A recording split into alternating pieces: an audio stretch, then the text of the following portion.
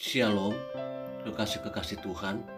Pagi hari ini kembali kita membaca dan merenungkan firman-Nya dengan judul Dijepit Tetap Melejit. Senin edisi Kitab Kejadian bersama saya, Fani Paendong.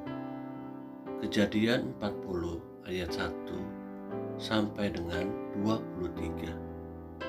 Sesudah semuanya itu terjadilah bahwa juru minuman Raja Mesir dan juru rotinya membuat kesalahan terhadap tuannya, Raja Mesir itu.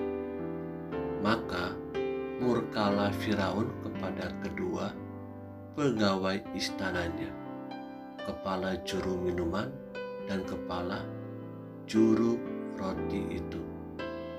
Ia menahan mereka dalam rumah kepala pengawal raja, dalam penjara tempat Yusuf dikurung. Kepala pengawal raja menempatkan Yusuf bersama-sama dengan mereka untuk melayani mereka. Demikianlah mereka ditahan beberapa waktu lamanya. Pada suatu kali bermimpilah mereka keduanya, baik juru minuman maupun juru roti Raja Mesir, yang ditahan dalam penjara itu. Masing-masing ada mimpinya pada satu malam juga, dan mimpi masing-masing itu ada artinya sendiri. Ketika pada waktu pagi Yusuf datang kepada mereka, segera dilihatnya bahwa mereka bersusah hati. Lalu ia bertanya kepada pegawai-pegawai istana Firaun yang ditahan bersama-sama dengan dia dalam rumah tuannya itu, "Mengapakah hari ini mukamu semuram itu?"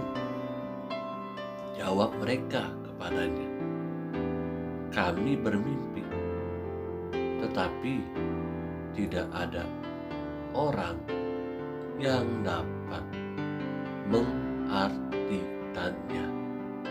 Lalu kata Yusuf kepada mereka, "Bukankah Allah yang menerangkan arti mimpi? Ceritakanlah kiranya mimpimu itu kepadaku." Kemudian juru minuman itu menceritakan mimpinya kepada Yusuf. Katanya, "Dalam mimpiku itu tampak ada pohon anggur di depanku.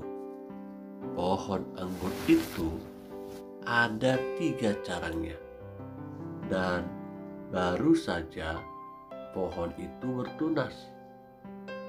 Bunganya sudah keluar dan tandan-tandannya penuh buah anggur yang ranum. Dan di tanganku ada piala Firaun. Buah anggur itu kuambil lalu kuperas ke dalam piala Firaun. Kemudian kusampaikan piala itu ke tangan Firaun."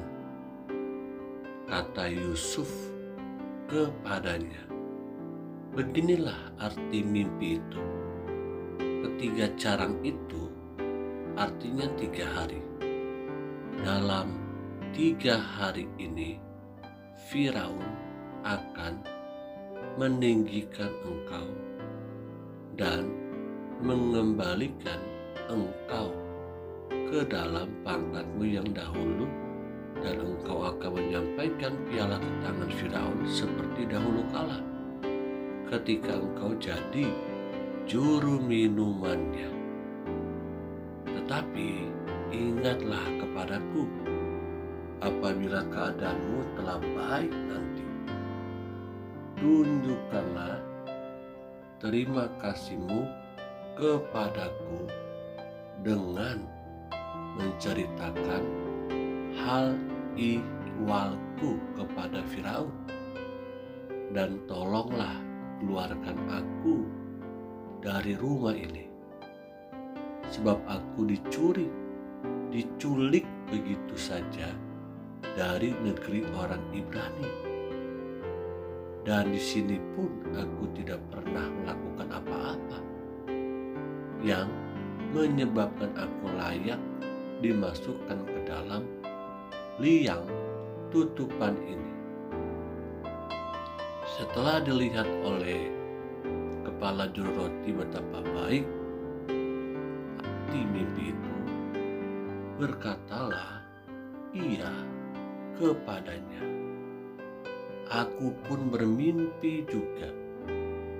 Tampak aku menjunjung 3 bakul berisi penganan.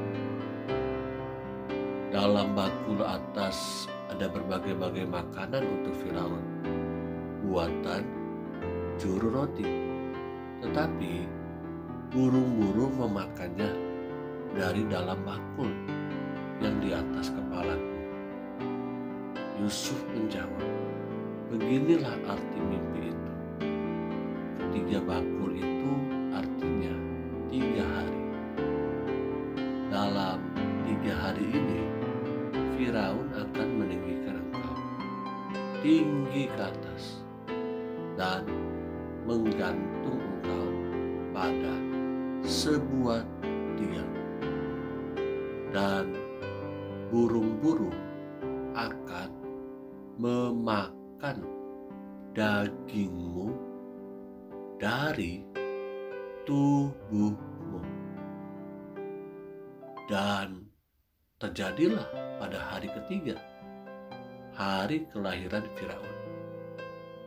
Maka Firaun mengadakan perjamuan untuk semua pegawainya. Ia meninggikan kepala juru minuman dan kepala juru roti itu di tengah-tengah para pegawainya. Kepala juru minuman itu dikembalikannya ke dalam jabatannya, sehingga ia menyampaikan pula piala ke tangan Firaun. Tetapi kepala juru roti itu digantungnya seperti yang ditakdirkan Yusuf kepada mereka.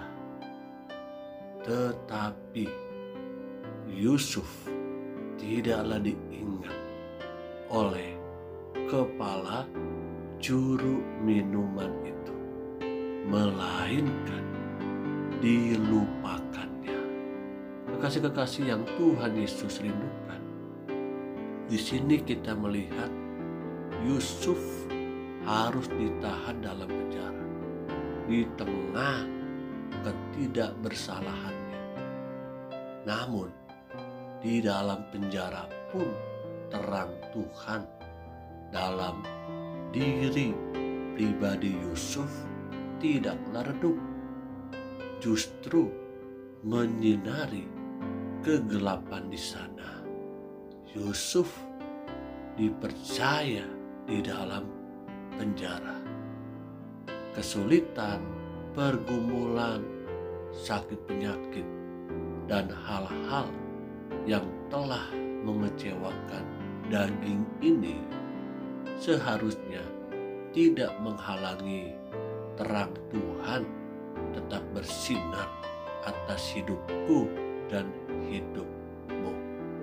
Sekalipun kita dijepit tetap melejit, sekalipun Yusuf terlupakan sesaat, namun percayalah, Allah tidak pernah melupakan penderitaan, kesulitan yang dialami oleh Yusuf.